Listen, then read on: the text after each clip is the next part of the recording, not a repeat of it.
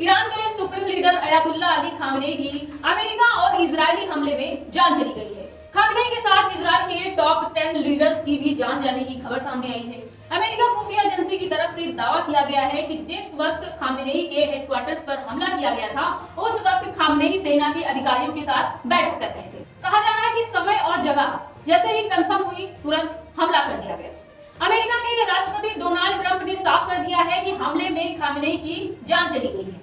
उन्होंने दावा किया है कि बहुत से लीडरों की जान गई है, जिसमें खामनेई भी शामिल थे। हमारा हमला बहुत ताकतवर था, खामनेई की जान जाने की पुष्टि ईरान ने भी कर दी है, लेकिन ये साफ कर दिया है कि जंग रुकेगी नहीं बल्कि जारी रहेगी और ईरान का पलटवार भी जारी रहेगा।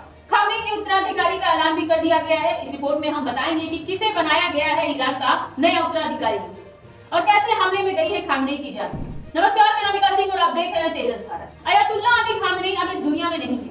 इजराइल और अमेरिका के संयुक्त एयर स्ट्राइक में उनकी जान चली गई है। एयर स्ट्राइक में खामनेई का हेडक्वार्टर मलबे में बदल गया था और इसी मलबे के अंदर से खामनेई की बॉडी मिली है। ईरान की तरफ से भले ही इस बात का ऐलान किया गया हो, लेकिन इजराइल के प्रधानमंत्री और अमेरिका के राष्ट्रपति डोनाल्ड ट्रंप ने पहले हमले के कुछ घंटे बाद ही साफ कर दिया था कि खामनेई अब जिंदा नहीं है। अमेरिका की तरफ से जो खबरें आ रही है, उसमें दावा किया गया है कि खामनेई तक पहुंचने के लिए CIA, जो कि अमेरिका की खुफिया एजेंसी और इजराइल की खुफिया एजेंसी दोनों ही कोशिश कर रहे थे। इसके लिए खामनेई सुरक्षा परिषद के सलाहकार यानी कि अली शमखानी को लगातार प्रेस किया गया था, क्योंकि खामनेई की सबसे ज्यादा मुलाकात उनके साथ ही हुई थी। वो खामनेई के करीबी और उनका ब्रेन कहे जाते थे। बताया जा रहा है कि पहले हमला शाम को होना था, लेकिन मोसाद ने इजराइल सरकार को खबर दी थी कि खामनेई शाम के समय सैन्य अधिकारियों की बैठक करने वाले हैं। लेकिन जैसे ही खबर मिली कि शमखानी और पाकपुर खामनेई के हेडक्वार्टर में है, वैसे ही हमले का वक्त शाम की जगह सुबह कर दिया गया।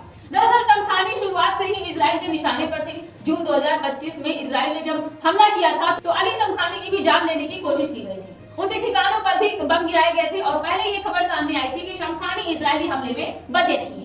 इजरायली की तरफ से इसका ऐलान भी कर दिया गया था, लेकिन जंग खत्म होने के 1 महीने बाद शमखानी सामने आए और साफ हुआ कि हमले में वो गंभीर रूप से घायल हुए थे, लेकिन बच निकले थे। तब से ही इजराइल शमखानी को ट्रेस कर रहा है और जैसे ही शमखानी के सुप्रीम लीडर से मिलने की खबर कंफर्म हुई, मिसाइलों की बौछार खामनेई के हेडक्वार्टर पर कर दी गई।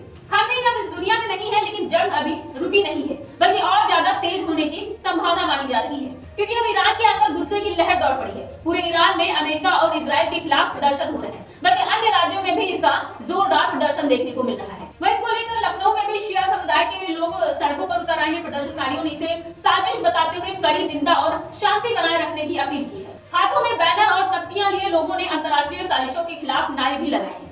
प्रदर्शन के दौरान पुलिस बल तैनात रहा और माहौल शांतिपूर्ण बना रहा। समुदाय के नेताओं ने कहा है कि ऐसी अफवाहें फैलाने वालों पर सख्त कार्यवाही होनी चाहिए। सुप्रीम लीडर की जान चली जाने की खबर जैसे ही आई, पूरे ईरान में मातम पसर गया। 40 दिन के लिए राष्ट्रीय शोक का ऐलान हो गया। साथ ही 7 दिन के लिए सार्वजनिक छुट्टी भी घोषित कर दी गई।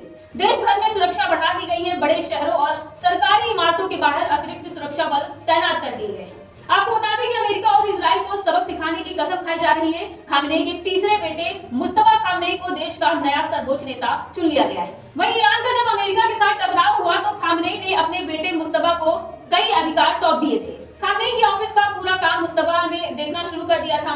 तभी से यह कहा जाने लगा था कि खामनेई ने अपने उत्तराधिकारी के रूप में मुस्तफा को चुन लिया है। वैसे मुस्तफा का नाम इस जंग के समय से ही सामने नहीं आया है, बल्कि 2009 में ईरान में हुए विरोध प्रदर्शन के समय भी उनका नाम चर्चा में आया था। कुछ लोगों का यहाँ तक कहना था कि उन्होंने प्रदर्शन को सख्ती से दबाने में भूमिका निभाई है। वैसे मुस्तफा को सुप्रीम लीडर बनाने का पहले विरोध भी हो रहा था। उसका कारण ये था कि ईरान में इस्लामिक शासन की स्थापना के बाद वंश के आधार पर सत्ता परिवर्तन की परंपरा को खत्म किया गया था। लेकिन इस बार जिस परिस्थितियों में ईरान को अपने सुप्रीम लीडर का चुनाव करना पड़ा, उसमें इस नियम को ताक पर रखना पड़ा। फिलहाल सैन्य समर्थन के कारण मुस्तफा खामनेई को ईरान का नया सुप्रीम लीडर चुन लिया गया है और इस कदम से अमेरिका और इजराइल को बड़ा झटका लगा है, जो ये मान रहे थे कि खामनेई की मौत के बाद ईरान की सेना बिखर जाएगी और फिर उसे ईरान में सत्ता परिवर्तन करने में आसानी होगी। लेकिन ईरान बिखरने की जगह एकजुट हो गया है। पूरे मिडिल ईस्ट में अब अमेरिकी सैनिक निशाना बन रहे हैं, जिसके चलते अब डोनाल्ड ट्रंप की नींद उड़ गई है, क्योंकि ईरान की तरफ से दावा किया जा रहा है कि उसके हमले में सैकड़ों अमेरिकी सैनिकों की जान चली गई है। अगर ईरान का दावा सच होता है, तो फिर ट्रंप की मुसीबत बढ़ जाएगी। ईरान में सरकार के खिलाफ लोग सड़क पर नहीं आए हैं, लेकिन अमेरिका में जरूर ट्रंप के खिलाफ सड़क पर अमेरिकी उतर आएंगे। पूरा मिडिल ईस्ट इस वक्त धमाकों की आवाजें सुन रहा है।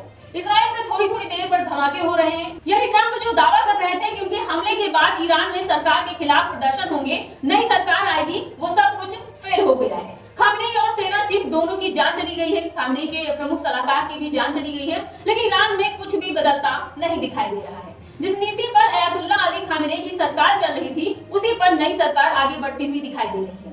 फिलहाल आपकी इस रिपोर्ट पर क्या राय है, हमें कमेंट बॉक्स में जरूर बताइए।